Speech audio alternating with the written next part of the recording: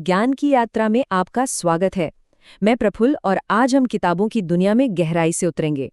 तो आइए मिलकर सीखते हैं कुछ नया। इस वीडियो को लाइक, सब्सक्राइब और शेयर करना न भूलें। 1. बचपन और शुरुआती संघर्ष। Florida, Missouri. सन 1835 में मिसौरी के फ्लोरिडा नामक एक छोटे से सीमावर्ती कस्बे में सैमुअल लैंगहॉर्न क्लेमेंस का जन्म हुआ। ये जगह झोपड़ियों के एक समूह से ज्यादा कुछ नहीं थी। चरनोव ने उनके बचपन को एक ऐसे राष्ट्र में रचा बसाया है जो अभी भी अपने स्वरूप को परिभाषित कर रहा था, जहां गुलामी लोकतांत्रिक आदर्शों के साथ साथ मौजूद थी और जहां मिसिसिपी नदी जीवन रेखा होने के साथ साथ विभाजन रेखा भी थी। हैनिबल, जहां परिवार जाकर बसता है, ट्वेन के बाद के उपन्यासों की कल्पना की भूमि बन जाता है। लड़का चुपचाप गुलामों को मेहनत करते देखता है, नदी किनारे रहने वाले लोगों से कहानियां सुनता है और विरोधाभासों से भरे समाज की लय को आत्मसात करता है। उसके पिता की कठोरता और असमय मृत्यु उसके मन पर गहरी छाप छोड़ जाती है। स्वीकृति की लालसा, असफलता का भय और विद्रोह तथा सम्मान के बीच जीवन भर का संघर्ष। ये शुरुआती तनाव ही ट्वेन के बाद के पात्रों की भावनात्मक संरचना बन जाते हैं। बेचैन लड़के, नैतिक विद्रोही और स्वतंत्रता की खोज में भटकने वाले लोग। किशोरावस्था में ही क्लेमेंस छपाई की दुनिया में कदम रखते हैं, पहले टाइपसेटर के रूप में और फिर स्थानीय समाचार पत्रों में योगदानकर्ता के रूप में। प्रिंटिंग प्रेस ही उनका पहला विश्वविद्यालय बन जाता है। वे भाषा की बारीकियां, व्यंग्य की शक्ति और सार्वजनिक अभिव्यक्ति का रोमांच सीखते हैं। चरनोव इस बात पर जोर देते हैं कि कैसे इन वर्षों ने उनकी अवलोकन क्षमता को और भी निखारा। क्लेमेंस लोगों का अध्ययन उसी तरह करते हैं जैसे एक वैज्ञानिक नमूनों का अध्ययन करता है, जिज्ञासा, संशय और हास्य के साथ।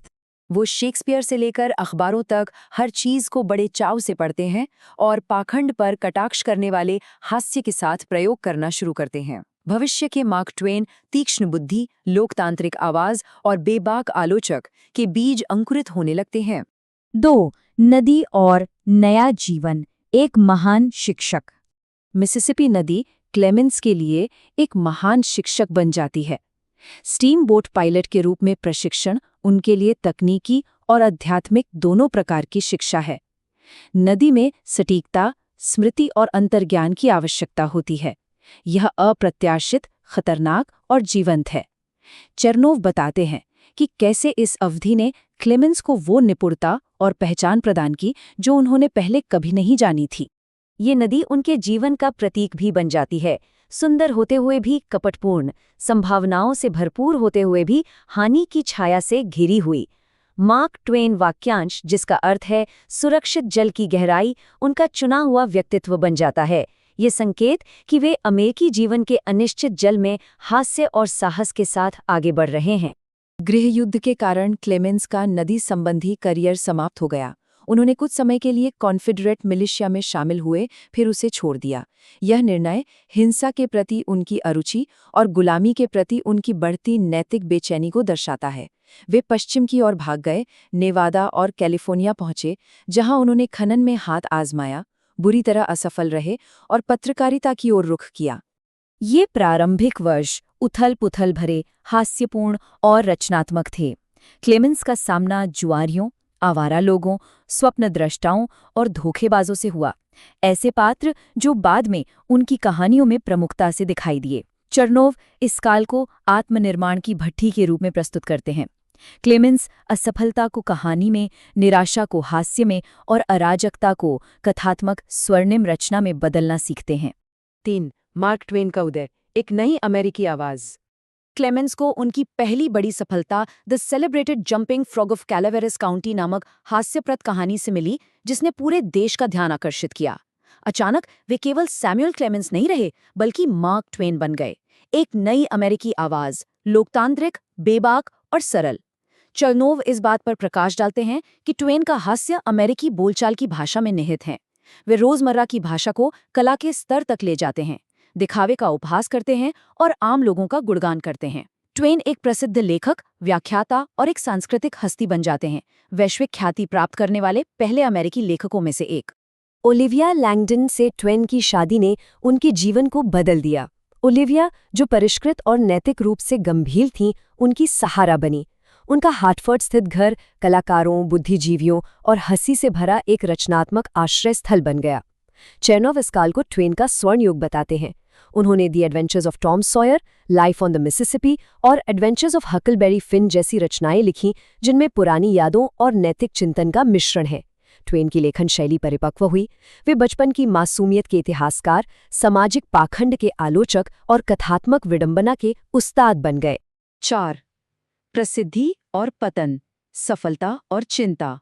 टर्न ऑफ हकलबेरी फिन को ट्वेन की नैतिक उत्कृष्टता के उत्कृष्ट कृति मानते हैं। हक और जिम के माध्यम से ट्वेन अमेरिका के सबसे गहरे घावों, गुलामी, नस्लवाद और अंतरात्मा की कमजोरी का सामना करते हैं। उपन्यास का हास्य समाज की इसकी तीखी आलोचना को छुपाता है। ट्वेन द्वारा जिम को एक पूर्ण विकसित इंसान के रूप में चित्रित करना, करुणामय, बुद्धिमान और गरिमामय, उनके समय के नस्लीय मानदंडों को चुनौती देता है। पुस्तक का प्रकाशन इतिहास और बाद के विवाद, राष्ट्र के अपने अतीत के साथ चल रहे संघर्ष को दर्शाते हैं। चर्नोव बताते हैं कि इस कृति में ट्वेन की सहानुभूति और नैतिक साहस सबसे अधिक स्पष्ट रूप से दिखाई देते हैं। ट्वेन एक वैश्विक हस्ती बन जाते हैं, लेकिन प्रसिद्धि अपने साथ नए प्रलोभन भी लाती है। वे अंधाधुंध निवेश करते हैं, खासकर पेज टाइप सेटर में, एक शानदार लेकिन दुर्भाग्यपूर्ण मशीन। चर्नोव ट्वेन को प्रौद्योगिकी और प्रगति के मोह में डूबे हुए व्यक्ति के रूप में चित्रित करते हैं, जिन्हें विश्वास है कि वे भविष्य को मात दे सकते हैं। उनकी आर्थिक बदहाली उन्हें लगभग बर्बाद कर देती है। ट्वेन की सार्वजनिक सफलता और निजी चिंता का विरोधाभास एक बार बार आने वाला विषय बन जाता है। वो एक ऐसे व्यक्ति हैं जो लाखों लोगों को हंसा सकते हैं, जबकि अंदर ही अंदर कर्ज में डूबे रहते हैं। 5. दुख और आखिरी साल, अंधकारमय दुनिया। अपने कर्ज चुकाने के लिए ट्वेन विश्व व्याख्यान यात्रा पर निकल पड़ते हैं। वे एक घुमंतु कलाकार बन जाते हैं जो अपने दिल में दुख लिए हुए महाद्वीपों में हास्य का प्रसार करते हैं। परिवार की यात्राओं के दौरान उन्हें साम्राज्यवाद, उपनिवेशवाद और वैश्विक असमानता का सामना करना पड़ता है। चर्नोव बताते हैं कि कैसे ट्वेन का विश्व दृष्टिकोण अंधकार में होता जाता है। उनका व्यंग्य तीखा, अधिक निंदक और अधिक राजनीतिक रूप से आवेशित हो जाता है। वे दुनिया को केवल हास्य का मंच नहीं, बल्कि क्रूरता और बेतुकेपन का रंगमंच मानते हैं। ट्वेन की बेटी सूजी, पत्नी लिवी और बाद में जीन की मृत्यु ने उन्हें गहरे सदमे में डाल दिया। चर्नोव ने एक ऐसे व्यक्ति का चित्रण किया है जो शोक, अपराधबोध और अस्तित्वगत निराशा से जूझ रहा था। ट्वेन के अंतिम लेखन, निबंध, आत्मकथात्मक अंश, दार्शनिक चिंतन एक प्रतिभाशाली और पीड़ादायक मस्तिष्क को प्रकट करते हैं। हास्य अंधकार के विरुद्ध एक ढाल बन जाता है। उनका सार्वजनिक व्यक्तित्व, सफेद सूट, हास्यपूर्ण सूक्तियां उनके दुख के निजी संसार को छुपाता है। फिर भी निराशा में भी ट्वेन की बुद्धि तीव्र बनी रहती है और उनके अवलोकन मर्मस्पर्शी होते हैं। 6. अमर विरासत, एक किंवदंती का निर्माण। अपने अंतिम वर्षों में ट्वेन सचेत रूप से अपनी विरासत को आकार देते हैं। वे एक राष्ट्रीय प्रतीक, अमेरिकी हास्य और बुद्धिमत्ता के जीवंत प्रतीक बन जाते हैं। चर्नोव बताते हैं कि कैसे ट्वेन अपने प्रदर्शन, वेशभूषा और सार्वजनिक उपस्थिति का उपयोग करके स्वयं का एक पौराणिक रूप गढ़ते हैं। सन 1910 में हेली धूमकेतु की वापसी के साथ ही उनकी मृत्यु हो गई, जो उनकी प्रतिभा से भरपूर जीवन का एक काव्यात्मक अंत बन गया। ट्वेन ने जिस नाटकीय ढंग से इस दुनिया को जिया, उसी नाटकीय ढंग से उन्होंने इस दुनिया को अलविदा कहा। चर्नोव ट्वेन के चिरस्थायी प्रभाव का विश्लेषण करते हुए अपने लेख का समापन करते हैं। ट्वेन अमेरिकी साहित्य के जनक, व्यंग्य के उस्ताद और राष्ट्र की अंतरात्मा बन जाते हैं। उनके विरोधाभास, हास्य और निराशा, विद्रोह और पुरानी यादें, आशावाद और संशयवाद उन्हें कालजयी बनाते हैं।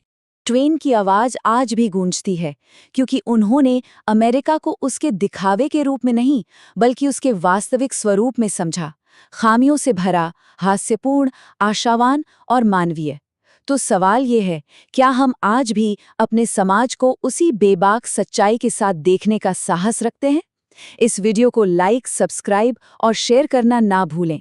प्रफुल्ल के साथ ज्ञान की यात्रा में बने रहने के लिए धन्यवाद। सीखते रहिए कुछ नया।